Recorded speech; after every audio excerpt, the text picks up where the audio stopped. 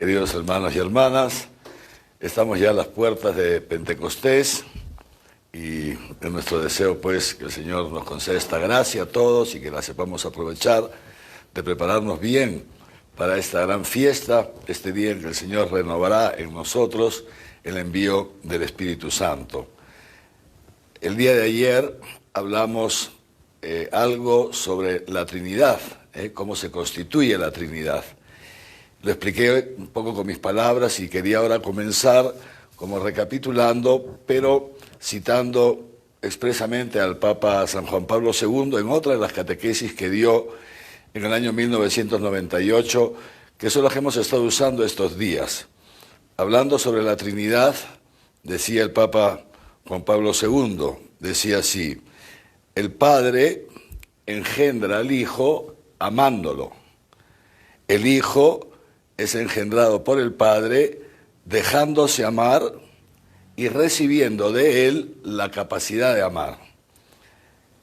El Espíritu Santo es el amor que el Padre da con total gratuidad y que el Hijo acoge con plena gratitud y lo da nuevamente al Padre. Es lo que hablábamos ayer, ¿eh? Es así como se constituye la Santísima Trinidad desde toda la eternidad. El Padre que se vuelca totalmente, Dios que es amor, Dios Padre que es amor, que se vuelca totalmente, sale de sí porque el amor es expansivo, el amor es comunicativo y en este salir de sí se dona totalmente y engendra al Hijo desde toda la eternidad. El Hijo recibe este amor del Padre y la palabra exacta que dice el Papa, lo da nuevamente al Padre, se entrega totalmente al Padre. Y en esta mutua donación entre el Padre y el Hijo, es así como surge el Espíritu Santo, ¿no? Que proviene del Padre y del Hijo. Es esta mutua donación de amor que hace que esto desde toda la eternidad, como decíamos, brote el Espíritu Santo, que es el amor. El amor, por eso decíamos, la persona del Espíritu Santo se le llama la persona amor. Y decíamos también ayer que las tres personas de la Santísima Trinidad están siempre unidas, o sea, son tres personas distintas, pero un solo Dios verdadero. Es decir, están siempre unidas. Donde está uno, están las otras, donde está una de las personas, están las otras dos personas. Aunque en la historia de la humanidad, cada una de las personas ha tenido, por decirlo de alguna manera, una misión especial. Esa misión especial, la misión del Padre, que es el Creador, como profesamos en nuestra fe, pero que el Padre, decíamos también ayer, que crea por medio del Hijo a través del Espíritu Santo, que es el dedo de la mano de Dios, ¿no es cierto? En esta distribución, digamos así, de misiones, a Jesús le correspondió la misión de nuestra redención. Tengo aquí, preparando este encuentro, los encuentros de estos días, estuve viendo un poco mis papeles, ¿no? Mis archivos, digamos así, y me encontré con algo que escribí sobre el Espíritu Santo en el año 1998, fíjense, hace 22 años, y que quisiera compartir algunas de estas reflexiones que las escribí siendo bastante joven todavía, joven para los que tenemos algunos años, ¿no? Tenía en esa época 40 años, tenía pocos años de sacerdocio, pero es totalmente actual, digamos así, ¿no? Totalmente, aquí los jóvenes que están conmigo se ríen cuando digo que a los 40 años era joven, pero bueno, muy bien. Y entonces decía esto, ¿no? A Jesús le correspondió la misión de nuestra redención. Leo, digamos, lo que escribió en entonces, ¿no? A Jesús le correspondía la misión de la redención que la realizó en su mismo cuerpo, ofreciéndose a la muerte en la cruz para el perdón de nuestros pecados, para cancelar la deuda contraída por Adán e incrementada por el género humano. De todo esto hemos hablado bastante estos días, ¿no? Porque esto es la fe de la Iglesia, ¿no? Jesús tiene esta misión de dar su vida por nosotros, nos ha reconciliado con el Padre, ha perdonado nuestros delitos y nos ha restablecido en la comunión con Dios. Esta es la misión de Jesús, ¿eh? Y de hecho, cuando celebramos la misa, el sacerdote dice estas palabras: no tomen y coman todos de él, porque esto es mi cuerpo. Es Jesucristo el que lo está diciendo a través de la voz del sacerdote. Y luego dice: tomen y beban todos de él, porque este es el cáliz de mi sangre, sangre de la alianza nueva y eterna, que será entregada, que será derramada por ustedes y por muchos para el perdón de los pecados. Jesús, que se ofrece en su cuerpo y en su sangre, que todo él se ofrece en sacrificio por nosotros, y de esta manera nos reconcilia con Dios. Pero, fíjense, para que esta obra de nuestra salvación, que la ha realizado Jesús, que esta obra de salvación llegue a cada uno, esa ya es la misión del Espíritu Santo. Esa es la misión del Espíritu Santo.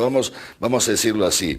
Los frutos de esta redención, que son la amistad con Dios, la comunión con Dios, la amistad. Acuérdense, Dios hablaba con Moisés como con un amigo. La amistad con Dios. Y dos, nuestra santificación, lo que el Papa Juan Pablo II llamaba ayer nuestra santificación y nuestra divinización, que eso es el diseño de Dios para cada uno de nosotros, hacernos partícipes de su santidad, de su divinidad. Pues bien, esa misión de hacernos partícipes de la santidad de Dios, esa misión de divinizarnos, que llamaba ayer San Juan Pablo II, para que llegue a cada persona en particular, esa misión con cada uno respecto a cada uno de nosotros, esta es la misión que corresponde al Espíritu Santo.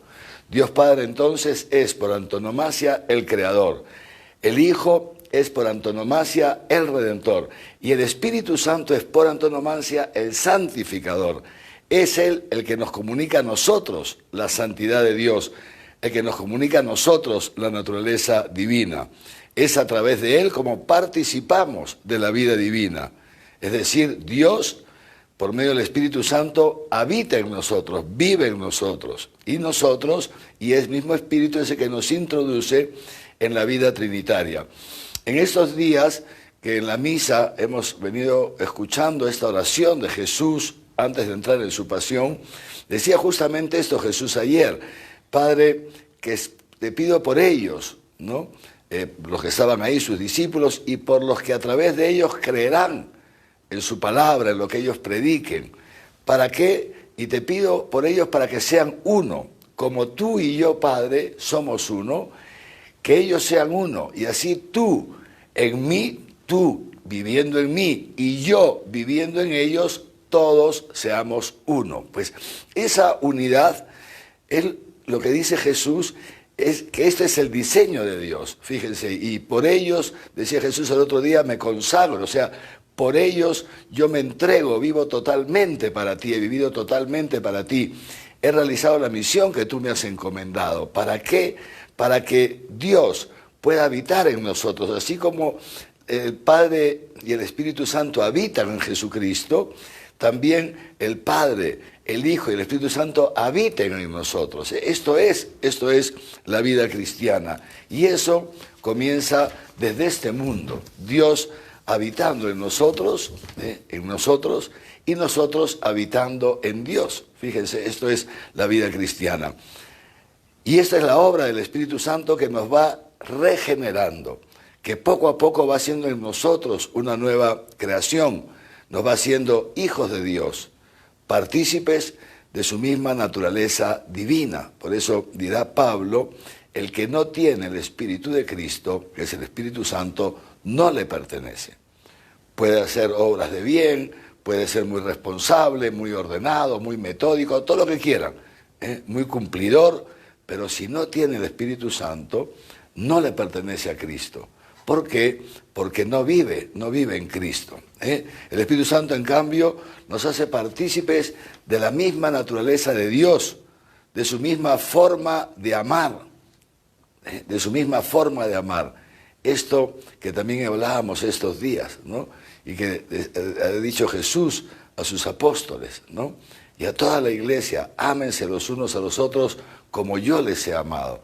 Esto que veíamos también en estas semanas, que para el hombre es imposible, la naturaleza humana no está capacitada, no puede amar como ama a Dios, no puede, es imposible para la naturaleza humana amar de esa manera, Pero ¿por qué dice Jesús, ámense unos a otros como yo les he amado? O sea, con el amor de Dios. ¿Con qué amor nos ha amado Jesús? Con ese amor que Él ha recibido del Padre. ¿Y por qué nos invita a nosotros? Más que nos invita, digamos así, nos manda, les doy un mandamiento nuevo, dice Jesús, que se amen unos a los otros como yo los he amado. ¿Por qué Jesús nos puede mandar esto? Porque Jesús sabe muy bien, cuando dice estas palabras, sabe que Él nos va a capacitar para amarnos de esta manera al momento de enviarnos el Espíritu Santo en Pentecostés. Entonces, este es el cristiano, es uno que tiene el Espíritu Santo y que ese Espíritu Santo desde dentro va haciendo en nosotros una nueva creación. Dirá San Pablo, otra frase que me gusta mucho, pasó lo viejo, todo es nuevo, lo viejo de este mundo caduco, todo es nuevo. Y en consecuencia, dice también San Agustín, podemos cantar un cántico nuevo porque nosotros somos renovados, somos hombres nuevos, hombres que podemos amar, que podamos dar la vida por los demás. Tenemos entonces la misma forma de vivir de Jesús, su misma forma de pensar, les decía también el otro día. Comenzamos a ver las cosas de otro modo, ya comenzamos a tener la mentalidad de Dios y por lo mismo entonces empieza a desaparecer de nosotros esa murmuración, porque tantas veces murmuramos y nos quejamos de la historia, una historia que es maravillosa, es una historia de salvación, pero nosotros la juzgamos con nuestros cánones, con los cánones propios de la razón humana obnubilada. En la medida en que el Espíritu Santo va haciendo en nosotros esta nueva creación y va iluminando nuestra mente, es otra de las cosas que se pide al Espíritu Santo en uno de los himnos de Pentecostés, ven Espíritu Creador, infunde, no sé qué, ilumina nuestra mente. Ilumina nuestra mente, llena de tu amor el corazón que tú has creado, los corazones que tú has creado. El Espíritu Santo va iluminando nuestra mente y nos va transmitiendo, nos va iniciando en la mentalidad de Dios.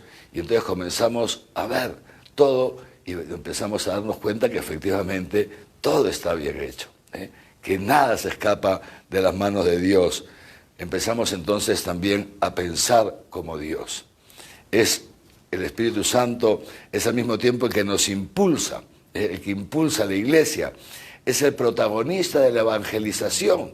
Fíjense ustedes, la misión de Jesús, esta misión de redención, que termina con su ascensión al cielo. Él ya ha cumplido la misión que su Padre le ha encomendado, y desde ahí nos envía el Espíritu Santo y empieza, digamos así, este tiempo que va desde la ascensión del Señor hasta su segunda venida, la parusía de la que hablábamos el otro día. Este es el tiempo en que el Espíritu Santo asume el protagonismo.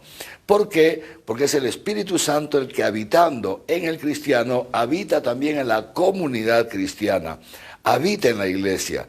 Les decía ayer, el Espíritu Santo es a la iglesia como el alma es al cuerpo. Es el alma de la iglesia y es el Espíritu Santo el que desde dentro va guiando a la iglesia.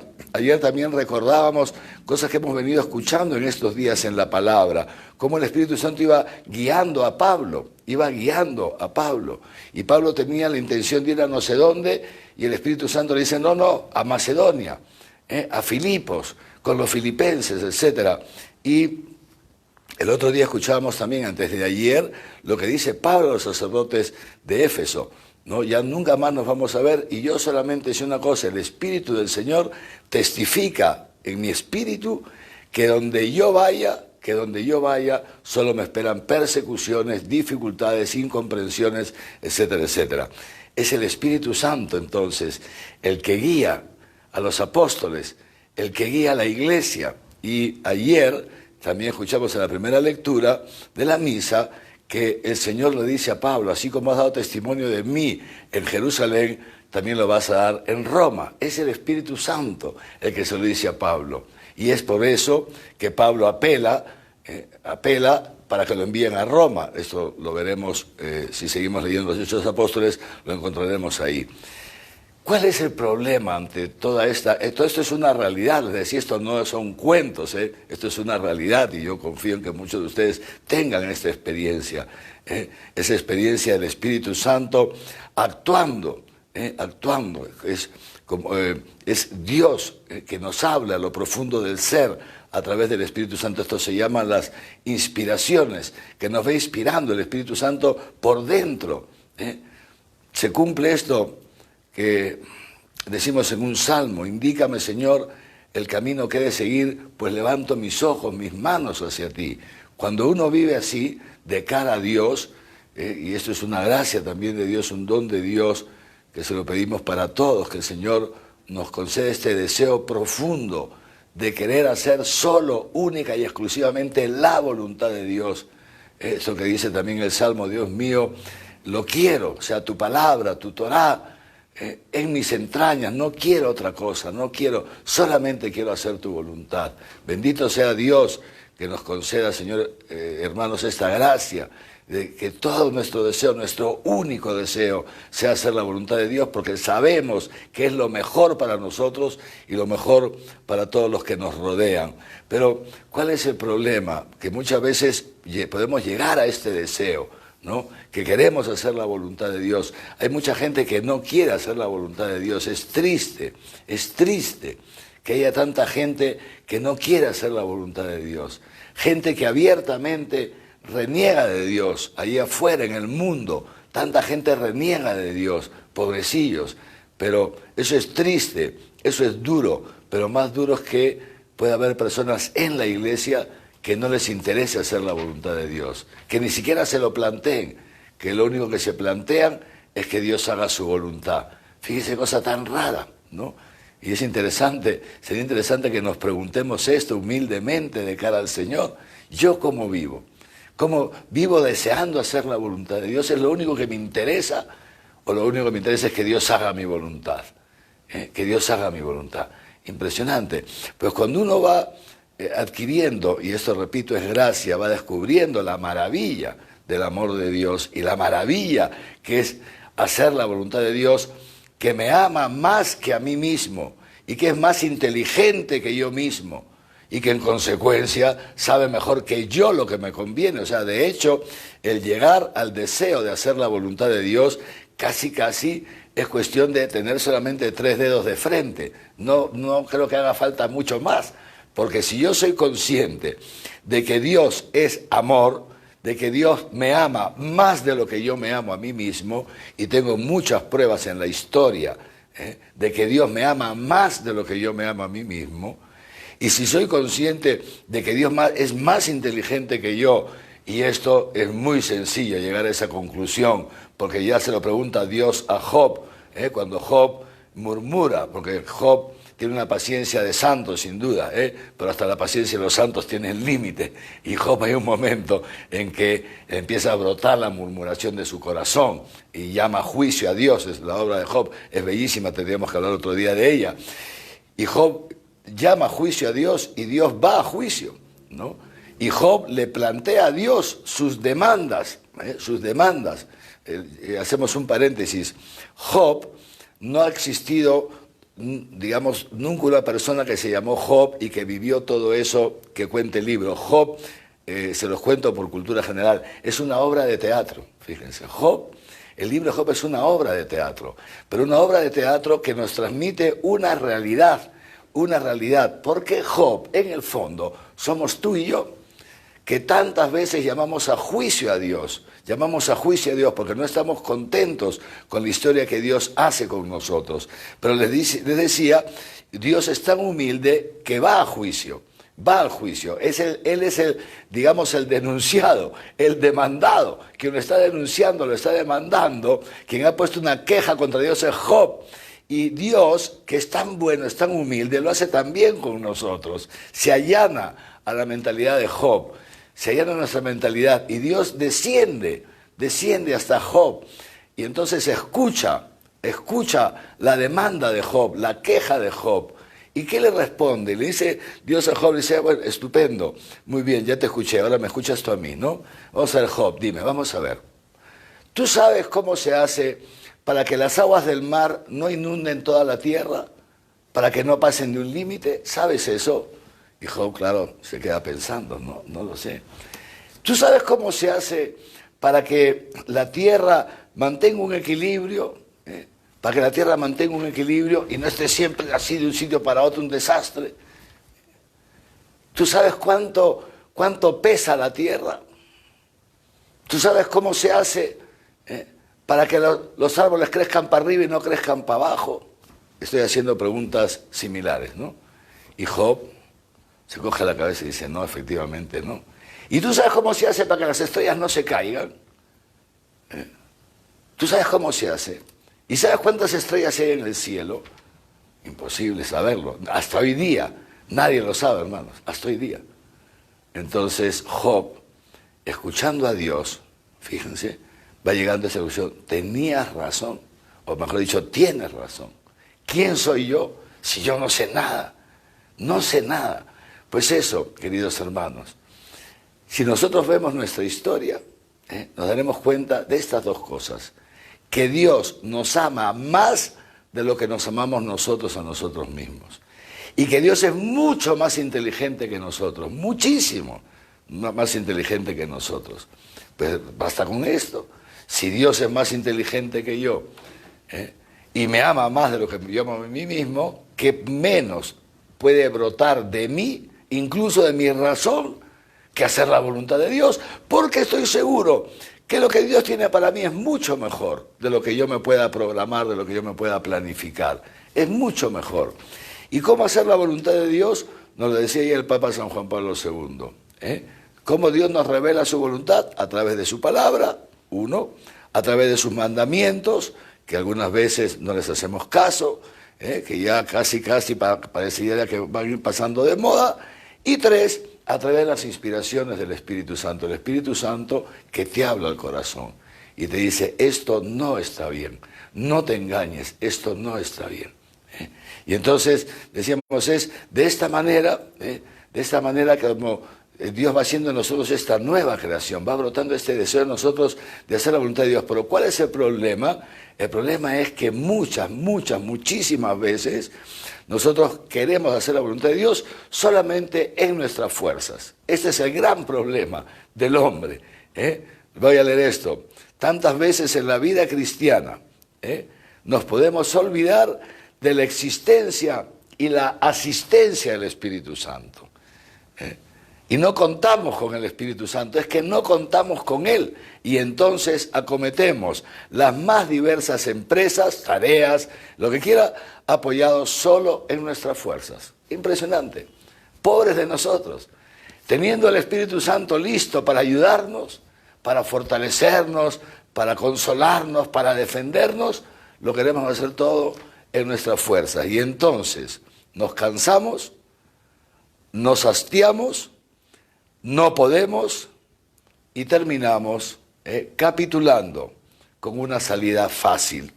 Es decir, bajamos el nivel de nuestras aspiraciones, bajamos el nivel de nuestra vida espiritual y nos resignamos a una vida mediocre que en el fondo ni nos satisface ni nos atrae. Esto es uno de los grandes problemas de la vida cristiana, de las cuales habló el Papa San Juan Pablo II en la Novo Millenium Neunte, el riesgo de capitular con una vida mediocre, reducir el cristianismo. Por eso el Papa Juan Pablo II en la Novo Millenium Neunte decía esto, ¿no? Preguntarle a una persona que se está preparando para recibir el bautismo, se entiende un adulto, ¿no? Un bebito no se le puede preguntar, ¿quiere ser cristiano? Equivale a preguntarle, ¿quiere ser santo? Porque esto es el cristianismo. Todos los cristianos estamos llamados a ser santos, a la santidad, a la perfección de Dios. ¿Y en qué consiste esa santidad? En el amor, en el amor. Esa es la santidad de Dios, el amor. Y también por eso, fíjense, el Papa Francisco, ¿cuántas veces nos dice esto? Uno de los males, de las enfermedades que se han metido en la Iglesia, una de las enfermedades, y la Iglesia en abstracto no existe, existimos los cristianos, como personas o como comunidades, uno de los grandes males, dice el Papa Francisco, es la mundanidad espiritual. O sea que el mundo se nos mete en la cabeza y en el corazón, el mundo. Y entonces ya no pensamos como Dios, ya no queremos como Dios, Ya no vemos las cosas como Dios, sino las vemos como las ve el mundo. Impresionante. Y somos, dice el Papa, unos mundanos. Y nos creemos cristianos, pero somos unos mundanos, fíjense. ¿Y esto por qué? Porque en el fondo no acogemos al Espíritu Santo en nuestro corazón. No nos dejamos llevar por el Espíritu Santo. En el fondo, la verdad es que somos bastante pobres. Por eso yo pensaba que en este contexto, en el contexto de esta pandemia, ¿no? De esta pandemia, que hemos dicho muchas veces, no es que Dios la haya mandado, pero tampoco se escapa de las manos de Dios. Dios nos concede este tiempo, que es un tiempo que para nosotros puede ser único e irrepetible, y que puede tener esta riqueza. Pensaba yo anoche, rezando y pensando en ustedes y en mí también en este momento, tenemos la ocasión este año de estar en Pentecostés como estuvieron la Virgen María con los apóstoles. No podemos salir de casa, no podemos salir de casa. Fíjense cómo, hasta históricamente, en la historia, Dios nos pone en las mismas circunstancias que la Virgen María y los apóstoles. Cuando hablamos de la Pascua, el Jueves Santo, ya ustedes seguramente no se acordarán, el Jueves Santo les conté una cosa, que la Pascua judía se celebraba en pequeños grupos, era una celebración familiar, doméstica, se celebraba en casa, la familia, presidida por el padre de familia. Y si la familia era muy pequeñita, pues invitaban a algunos así parientes cercanos para hacer un grupito, pero siempre un pequeño grupo. Y esto esta celebración familiar, Jesús la celebra con los apóstoles, la Virgen María, los apóstoles, unos cuantos discípulos, las santas mujeres. Y ellos son la familia de Dios. ¿Pero quiénes son ellos? Ellos son la iglesia naciente, que hace presente a la iglesia de todos los tiempos. Entonces somos, ustedes y yo, somos también la familia de Dios. Y Dios quiere celebrar este Pentecostés con nosotros en familia. La quiere celebrar en familia. Hasta, repito, históricamente, físicamente, no podemos salir.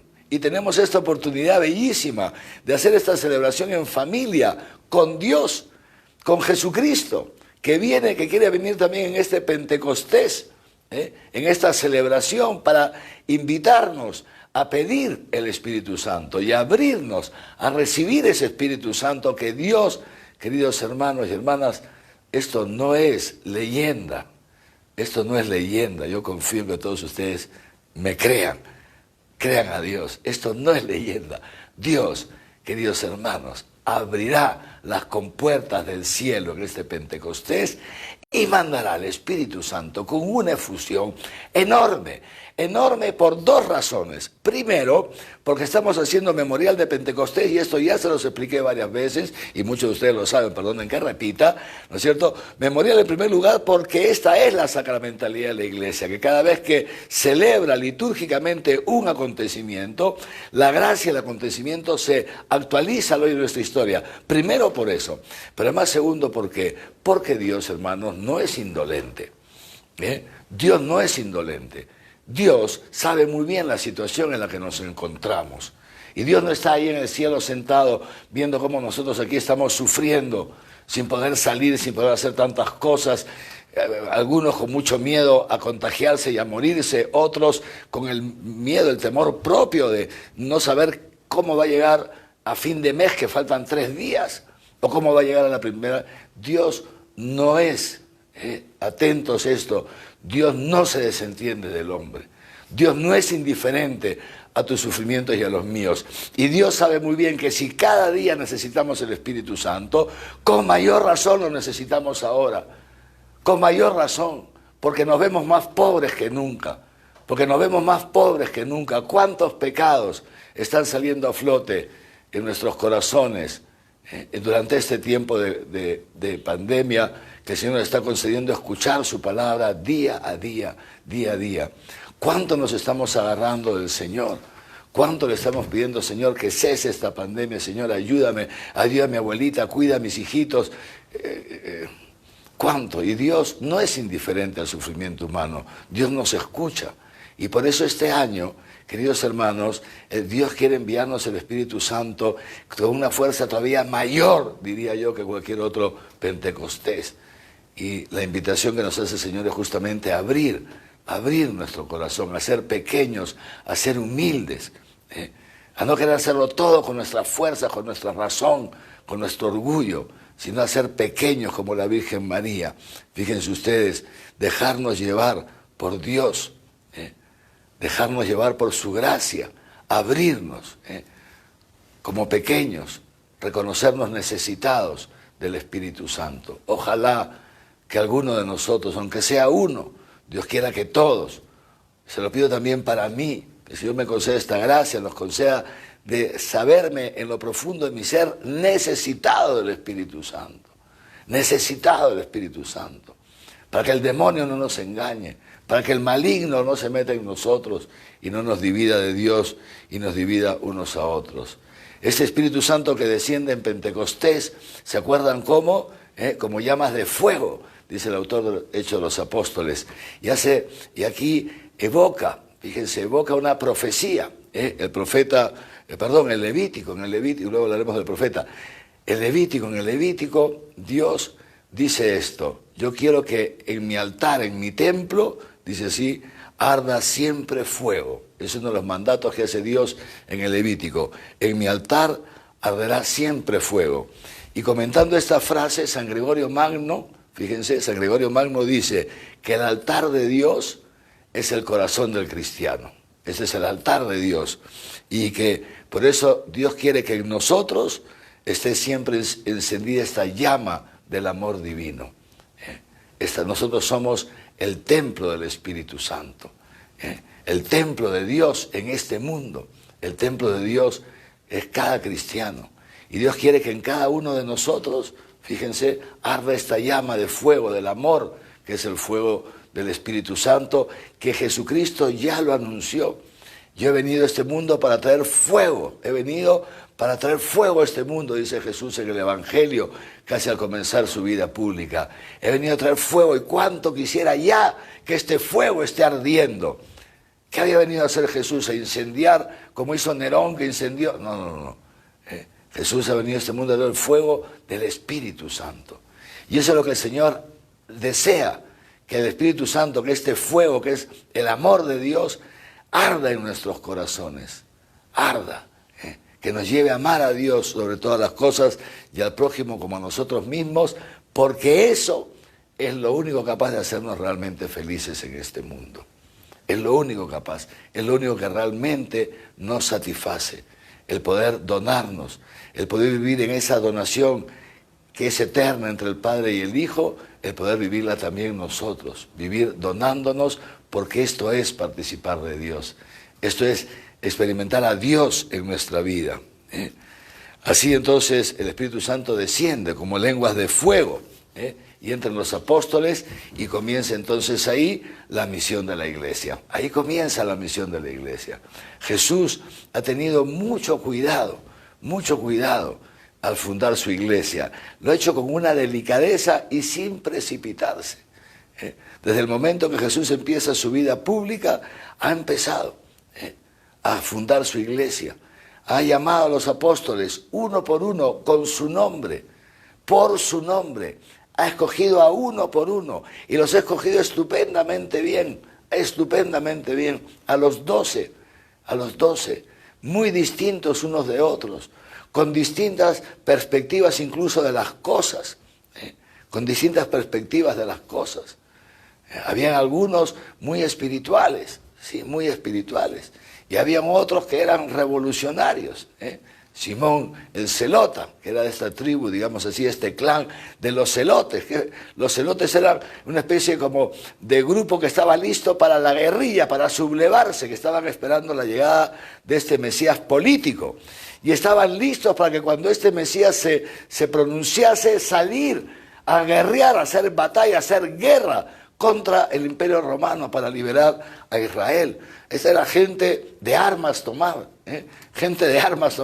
una media especie, digamos así, de guerrilleros, ¿no? De guerrilleros. y Dios y Jesucristo escoge a Simón el Zelote. Fíjense ustedes. Personas distintas, algunos muy, muy bonitos, pero que en el fondo tenían aspiraciones meramente humanas. Señor, queremos que cuando estés en tu reino, mi hermano se siente a la derecha y yo a la izquierda.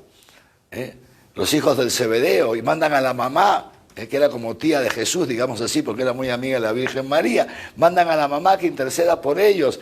Aspiraciones meramente humanas. Apóstoles, hombres pobres como tú y como yo. Impresionante.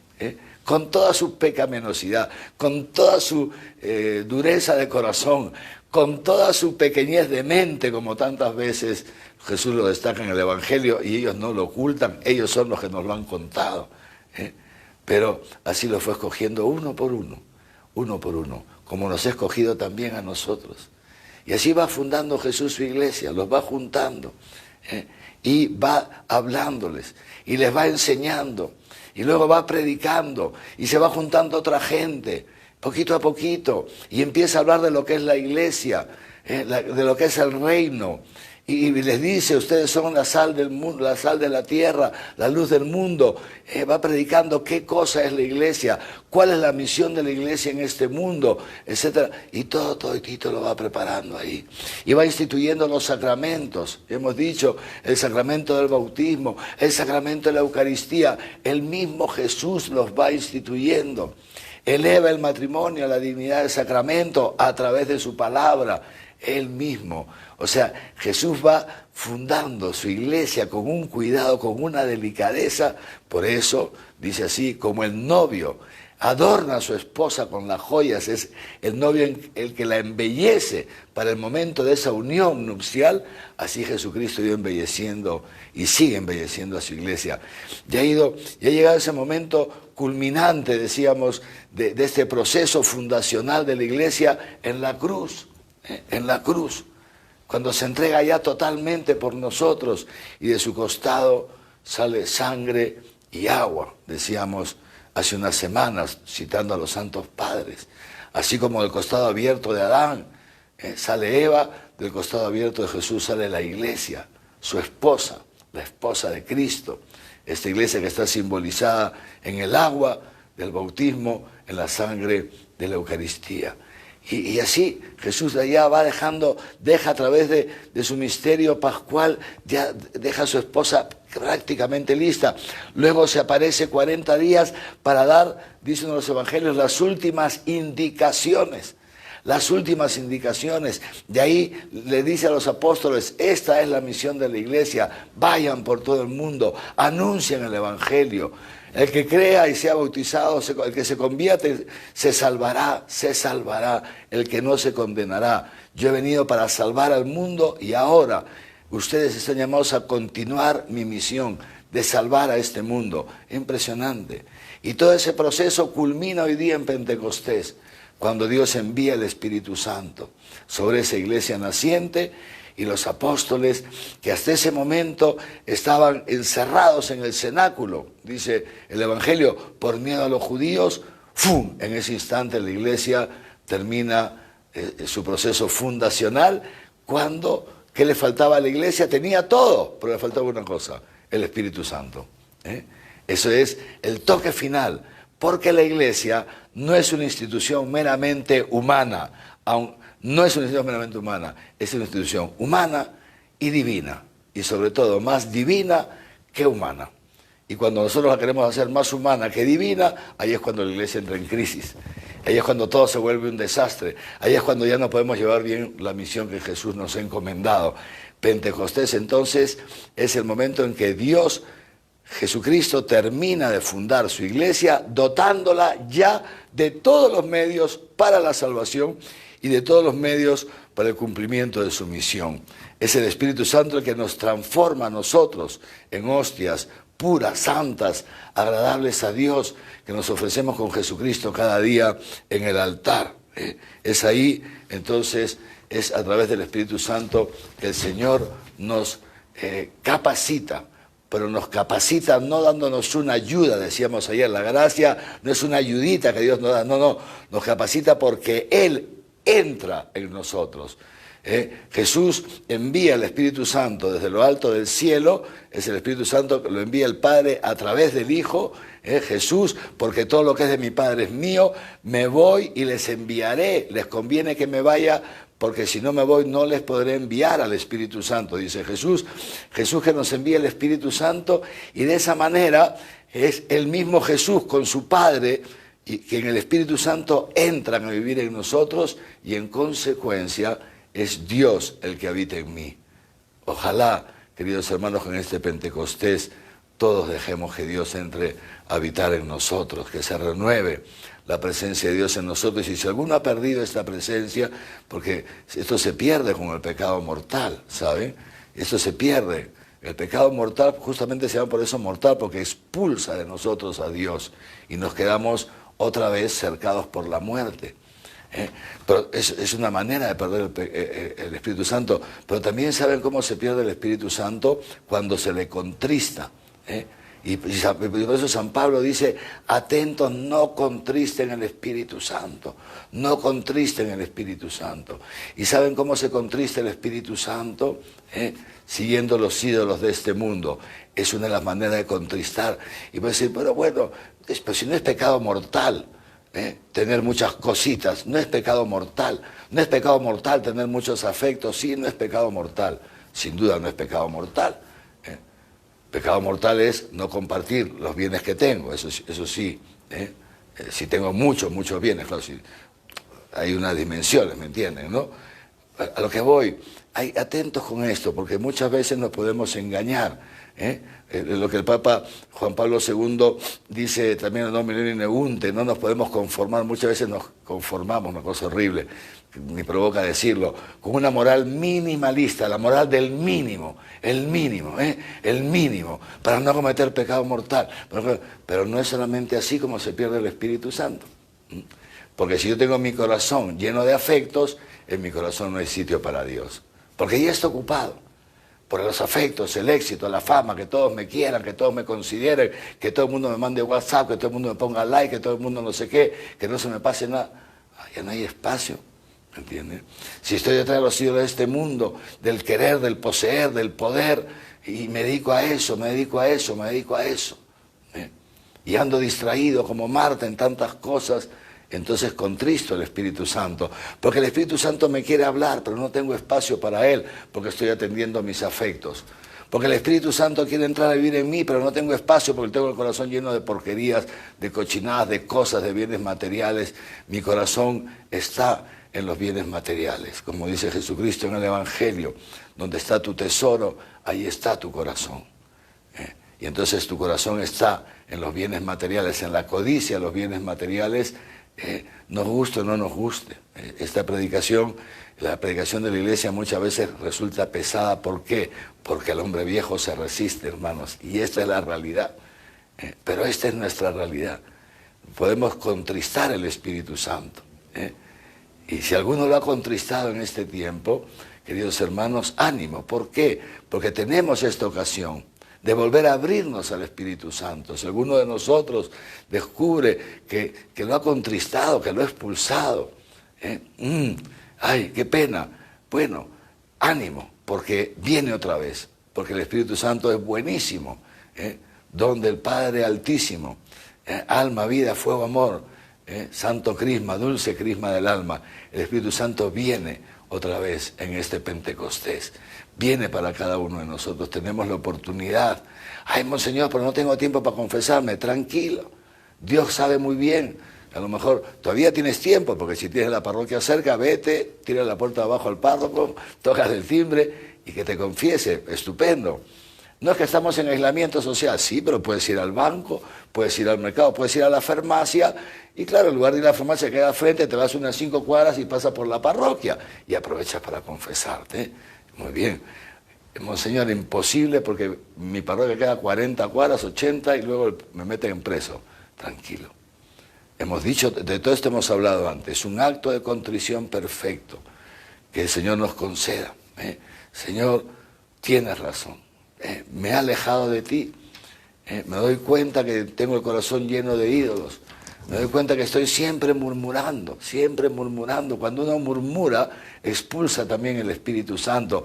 El Espíritu Santo no es un espíritu de murmuración y no puede vivir en un corazón que está siempre murmurando, siempre quejándose, agrio. El Espíritu Santo, ¿me entiende? El Espíritu Santo, no sé, a ustedes les gustan las cosas agrias, al Espíritu Santo no le gustan las cosas agrias. No puede estar en un corazón que siempre está así, pobrecillo el Espíritu Santo.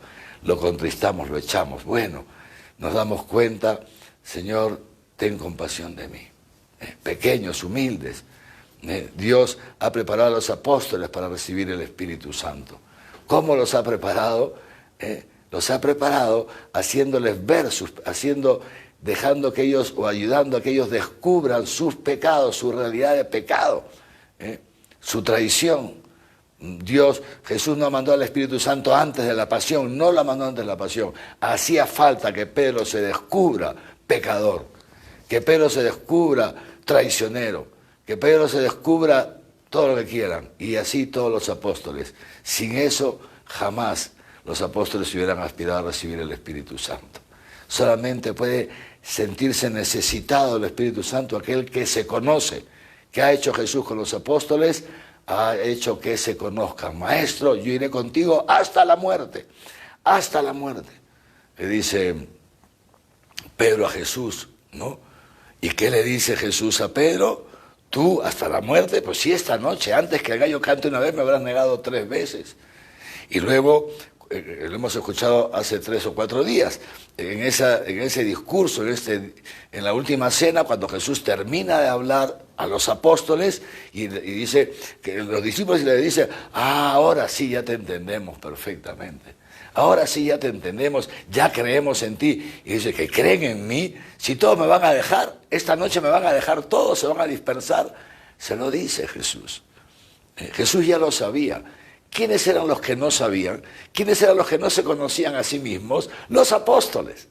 Y Jesús, Dios, que lleva la historia estupendamente bien, pone a los apóstoles y ayuda a los apóstoles, lleva a los apóstoles a esta situación para que se ponga de manifiesto que ni aman a Dios, ni aman a Jesucristo, ni aman a nadie. Que ni aman a nadie, que al final lo abandonan todos. Es esto. Pero que luego el Señor no los deja ahí en su abandono, no los deja en su infidelidad, es impresionante, no los deja, se aparece donde ellos y los corrige, dice el Evangelio, sí, les echa en cara su incredulidad. Claro que los corrige Jesucristo porque los ama, pero no los deja en la corrección. Los confirma en la misión, los confirma en la elección. Esta es la experiencia de los apóstoles. Lo veremos esta noche en la misa, no fallen esta noche a la misa, el Evangelio es bellísimo. Los confirma en la misión. Y esa es la experiencia de amor de los apóstoles. Ya se han conocido a sí mismos, ya Pedro sabe que no es ese macho que él se pensaba. Ya los apóstoles se dan cuenta que son un desastre y entonces necesitan el Espíritu Santo. Y entonces se vuelven obedientes, comienzan a obedecer. Y Jesús les dice, no salgan de la ciudad, y se quedan en la ciudad. Porque saben que ellos solos, si ellos dirigen su vida, un desastre, se comienzan a fiar de Jesús. Y Jesús les dice, no salgan, y no salen. Y ahí sentaditos esperan. Y llega el Espíritu Santo. Y ese es el Espíritu Santo, ese sí, los hace salir, los impulsa desde dentro. Allí, decíamos entonces, empieza la misión de la iglesia. Para poder entrar en la misión de la iglesia, para poder ser cristiano, hace falta una cosa fundamental: descubrir que soy un pecador, descubrir que soy un traicionero, descubrir que necesito el Espíritu Santo, que necesito, y pedírselo al Señor, que el Señor nos conceda, hermanos, humillarnos ante el Señor estos días y pedirle de rodillas al Señor, Señor, mándame tu Espíritu Santo. No lo merezco, justamente porque no lo merezco, lo necesito. Que venga a encender ese fuego en mi corazón, ese fuego que tú has venido a traer en el mundo.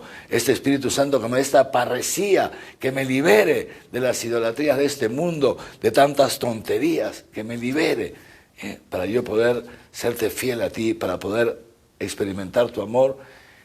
Así como tú, Padre, te has donado totalmente a Cristo, también te donas a mí y yo pueda responder, a este amor. Pues bien, el Espíritu Santo entonces, decíamos, es fuego que inflama, el Espíritu Santo es luz que ilumina, el Espíritu Santo es agua que calma la sed, como le dice Jesús a la samaritana. El que beba del agua que yo le voy a dar, nunca más tendrá sed. ¿Cuánta sed hay en este mundo? ¿Cuánta sed de amor tenemos nosotros, hermanos? Y cuántas veces tratamos de apagar esa sed, tratamos de apagar la sed con cosas que no sacian. El amor es el agua que calma la sed, es el Espíritu Santo. Dice Juan, cuando Jesús dice estas palabras, ¿no? El que beba de esta agua nunca más tendrá sed, y Juan, el evangelista, dice entre paréntesis, lo decía refiriéndose al Espíritu Santo que iba a enviar. El Espíritu Santo es ese que calma, que transforma nuestro desierto, este corazón que es como una tierra árida, la fecunda, una cosa bellísima. Quien ama a Dios de verdad no busca ni desea otra cosa. Dios llena totalmente. En cambio, quien abandona al Señor buscando satisfacción en vulgares y breves deleites, acaba vacío, como dice el profeta Jeremías. Me han abandonado a mí, dice Dios a través del profeta Jeremías, me han abandonado a mí, fuente de agua viva, y se han cavado cisternas agrietadas, incapaces de retener el agua. Esto es, queridos hermanos, qué triste la vida del que abandona a Dios. Se va a buscar agua y al final termina con cisternas, ¿saben lo que es la cisterna, no? Agrietada, que el agua se le va por todas partes. La vida se le va por todas partes. Se queda sin vida, se queda sin nada. Es impresionante, impresionante. Por eso Jesús dice, busca primero el reino de Dios. Lo demás viene solo. ¿Por qué te afanas con qué voy a comer? ¿Por qué te angustias con qué voy a beber? ¿Por qué estás preocupado qué me voy a poner para vestir? ¿Por qué estás pendiente de tanta cachivache? ¿Por qué? ¿Por qué? ¿Acaso no sabes que Dios es tu Padre? ¿Acaso no sabes que Dios te cuida? Que Dios está pendiente de ti, que Él te va a dar todo lo que necesitas para ser santo, para ser feliz en este mundo y alcanzar la vida eterna. ¿Por qué? Dice Jesús. Tú preocúpate de una cosa, esto es la única cosa que nos debe ocupar a los cristianos, buscar el reino de Dios y su justicia, la santidad de Dios. Lo demás viene solo, lo demás, ay si creyéramos en esto. Pobres de nosotros, cuántos sufrimientos nos ocasionamos a nosotros, cuántos sufrimientos ocasionamos a los demás, hermanos, por no creer en la palabra de Dios. Este Pentecostés, el Señor nos viene a dar otra oportunidad de abrirnos al don del Espíritu Santo. Este Espíritu Santo que nos llena de gozo, como dice el Evangelio. Este gozo que acompañaba a los apóstoles, aún en los momentos de dificultad. Acuérdense de lo que hemos leído, lo que hemos escuchado, Hechos de los Apóstoles. Pedro, que fue maltratado, que lo flagelaron y no sé qué. Y los apóstoles volvieron, después de haber recibido una paliza, llenos de gozo, llenos de gozo. Es un gozo que no nos lo quita ni el dolor, ni el sufrimiento, ni la precariedad. Esto es el gozo del Espíritu Santo. Es el don que el Señor nos quiere dar. Y nos da también el Espíritu Santo la fortaleza. El amor es fuerte como la muerte, dice el libro El Cantar de los Cantares. El amor es fuerte como la muerte. Es más fuerte incluso que la muerte. Es el amor el que nos hace caminar por encima de la muerte. Es el amor el que destruye en nosotros la muerte que tantas veces nos impide ser felices, nos impide donarnos a los demás. Por eso, humildemente, queridos hermanos, con todo amor, con todo el amor de Padre y Pastor, les pido a ustedes, y le pido a Dios también, para ustedes y para mí, que el Señor nos conceda ponernos de rodillas, y pedirle humildemente al Señor, Señor, manda tu Espíritu Santo, que no sea tan orgulloso, qué orgullosito que soy algunas veces, manda tu Espíritu Santo, ten misericordia de mí, yo quiero realmente experimentar tu vida divina en lo profundo de mi corazón, ten compasión de mí. El Señor derriba del trono a los poderosos y enaltece, ensalza, enaltece, eleva a los humildes, los eleva a través del don del Espíritu Santo. Por eso le pedimos al Señor que nos conceda esta gracia y les decía, entonces hemos preparado, yo confío en que ya esté, no he tenido tiempo de revisarlo, no sé si alguno lo ha revisado, ya está, ya me dice que ya está en el Facebook del Arzobispado, entonces está este ritual, digamos así, que hemos preparado para que ustedes puedan celebrar la vigilia de Pentecostés en su casa, de modo familiar, como ya muchos de ustedes lo hicieron en la Pascua. No sé si han tenido tiempo de imprimirlo. De todas maneras, es muy sencillito. Yo brevísimamente hacemos un repaso, ¿no? Igual que con el de la Pascua hemos puesto en color rojo, eso se ve en el Facebook también los colores, ¿no? Hemos puesto en color rojo, digamos, lo que son las indicaciones, ¿no? Las pautas para que ustedes puedan seguir, como el manualito, digamos así, ¿no? Las indicaciones. Y luego en negro, lo que se tiene que decir, ¿no? Es así más fácil. Entonces, lo primero, igual que en la Pascua, hay que buscar un lugar adecuado en la casa. ¿Cuál es un lugar adecuado? Eso lo saben ustedes, ¿no es cierto? Lo saben ustedes. Puede ser la mesa del comedor, todos en torno a la mesa, puede ser en la sala, depende cuántos sean, de qué tamaño sea tu casa, lo que fuera. Un lugar adecuado, que hay que arreglarlo bonito, naturalmente, ¿no? Hay que arreglarlo, despejarlo un poquito, es una cosa bonita, y se enciende una vela, ¿no es cierto?, en un lugar visible. ¿En qué lugar visible, monseñor? Pues lo ves tú, ¿no? Puede ser, si estás en la mesa, en el centro de la mesa, y cada uno lo ve, ¿de acuerdo? Y entonces la celebración la preside el cabeza de la familia, el cabeza. Si está el papá es el cabeza de la familia, la preside el papá. Si el papá no está por una razón u otra, lo preside la mamá. Eso lo ven ustedes, ¿no es así? Muy bien. Y entonces, quien la presida dirá lo que hemos puesto, las palabras que están precedidas por una P raya M, puede ser padre o madre, ¿me entienden? Y ahí se empieza, esto no vamos a leerla todo, ¿no es cierto? Se empieza en el nombre del Padre, del Hijo, tal, muy bien, y luego se hace una pequeña introducción. Esto no es una oración, sino una introducción, que el cabeza de la casa que preside hace una introducción invitando a toda la familia a entrar en la vigilia, y luego se hacen las lecturas, ¿no? Se hacen las lecturas, estas no son las lecturas del domingo, sino de la misa de víspera, o sea, la misa de vigilia de Pentecostés. Una primera lectura del libro de Génesis, luego el Salmo responsorial. Si en la casa hay alguno que sabe tocar la guitarra bonito, ¿me entienden? Entonces sabe salmodiar, porque es del equipo del Ministerio de Música de su parroquia, lo que sea, pues hacen salmodiar el Salmo responsorial, que nos ayuda a rezar, y luego se proclama la segunda lectura, ¿no? Y de ahí se hace la secuencia de Pentecostés. Entre la segunda lectura y el Evangelio se hace la secuencia de Pentecostés. La secuencia de Pentecostés tiene diversas melodías. Tal vez, repito, si en casa hay alguno que participe en el Ministerio de Música o alguno que cante en un coro y que sabe, entonces muy bien, se ensaya con la familia y lo cantan juntos. Una cosa muy bonita, ¿no es cierto? Si no se sabe cantado, lo recitan juntos, ¿no? Lo recitan juntos.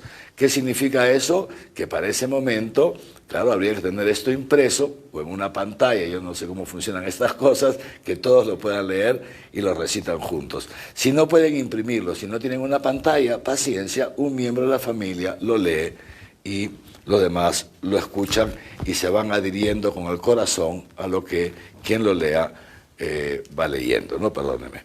Muy bien, luego viene el Evangelio, un Evangelio muy bonito, y de ahí, entonces, como hicimos en la Pascua, también les recomendamos, ¿no es cierto?, que haya un momento de diálogo familiar, un momento de diálogo, y lo hemos puesto en letras rojas, ¿no? La familia puede compartir, esto es una recomendación, lo que Dios les está diciendo a través de la palabra de esta noche, lo que Dios te está diciendo a través de este tiempo de pandemia o a través de esta participación cotidiana en estos encuentros de mediodía o en la misa en la noche. Dios te está hablando, Dios nos está hablando. Si no nos estaría hablando, ustedes y yo no estaríamos aquí hoy día, ¿Por qué nos seguimos juntando todos los días? ¿Por qué? Porque algo nos está diciendo Dios. Entonces el momento de poner en común qué me ha dicho Dios durante este tiempo, qué me está diciendo Dios esta noche, qué me dice Dios en esta pandemia. Los papás, escuchar a sus hijos es tan importante. Mañana tendremos el siguiente encuentro con los niños y les decía el otro día 400 o no sé cuántas preguntas. Y yo leyéndolas pensaba esto en mi corazón, ¿no?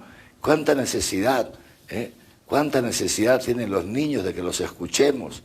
Y tantas veces los adultos no nos damos tiempo para escucharlos, porque pensamos que son sus pequeñeces, pero son pequeñeces porque ellos son pequeños.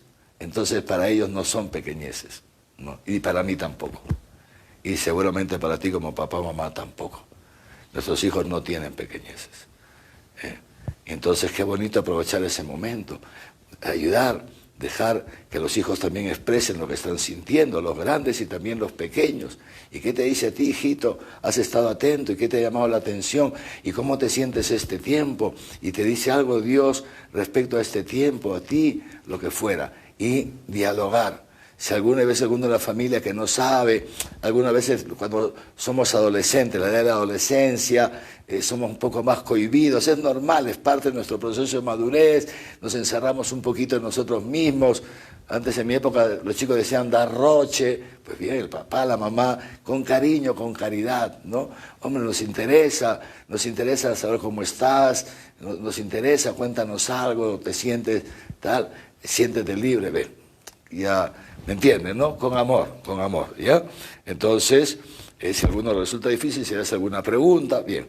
Poner en común, qué cosa tan bonita, fíjense, somos la familia de Dios, una familia cristiana.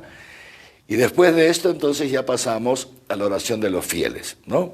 Es decir, el papá, la mamá que hacen la introducción, y luego cada uno con libertad que le pida algo al Señor. Con libertad y con fe. Pedirle al Señor, hermanos, seguros de que Dios los va a escuchar. Dios los va a escuchar de todas maneras. Cada uno hace su oración y después, el que preside la celebración, entonces termina con una oración que está aquí, que hemos puesto al final, y todos dicen amén. Y de ahí se pasa a la comunión espiritual, ¿no es cierto? Empieza con el Padre Nuestro, aquí está todo dicho, la paz, lo que están celebrando será la paz del Señor esté siempre con ustedes y con tu espíritu, en el espíritu de Cristo y todos nos damos fraternalmente la paz, la familia será la paz, una cosa tan bonita, y de ahí a todos sentados tranquilos. Todos nos sentamos tranquilos y el papá, la mamá, bueno, hijitos, familia, ahora vamos a recibir la comunión espiritual, ¿no es cierto? Si la tienen impresa, el texto lo leen. Cada uno lo va leyendo en silencio, de lo profundo de su corazón, se lo pide en silencio a Dios. Si no lo tienen impreso, lo tienen en una pantalla o lo que fuera, entonces lo pueden recitar juntos también, ¿no? O lo van mirando en silencio y lo van recitando cada uno, se guarda un momento de silencio para recibir al Señor, porque estamos diciendo esto, Señor, yo quiero recibirte, pero no puedo salir de mi casa. Estaría en la vigilia de Pentecostés con mi comunidad, con mi movimiento, en mi parroquia, no puedo. Te pido que tú vengas a mí. No puedo recibir la comunión eucarística, ven tú a mí en esta comunión espiritual. Y listo. Luego, quien preside la celebración hace una oración final, que está aquí todo escrito, y termina con esta frase: el Señor nos bendiga, nos guarde todo mal y nos lleve a la vida eterna, y después se apaga la vela. En Pentecostés se apaga la vela, se sopla y se apaga la vela como un signo de que la luz de Cristo ha entrado en nuestros corazones por el Espíritu Santo que nos ha sido dado. El Espíritu Santo, les digo, queridos hermanitos y hermanitas, atentos, si ustedes celebran con fe, aunque sea un poquitito de fe, cada uno con la que tenga, y si no la tiene se la pide a la iglesia. Señor, déjame celebrar en la fe de la iglesia. Yo les aseguro que Dios les enviará el Espíritu Santo. Vamos, 2 y 2 son 4, hermanos. Eso no falla. Muy bien. Y después, igual que en la Pascua, entonces, cada uno de los miembros de la familia va pasando donde el papá o la mamá, a quien corresponda, y le va haciendo una señal de la cruz en la frente. Esto es muy importante, ya les he dicho, y también he enseñado a los niños que les pidan A los papás la bendición antes de irse a dormir, y en este caso también. Y el papá hace la bendición en la frente a la mamá, y luego a cada uno de los hijos van pasando. Van pasando. Y me entienden, ¿no? Si no está el papá, van pasando donde la mamá.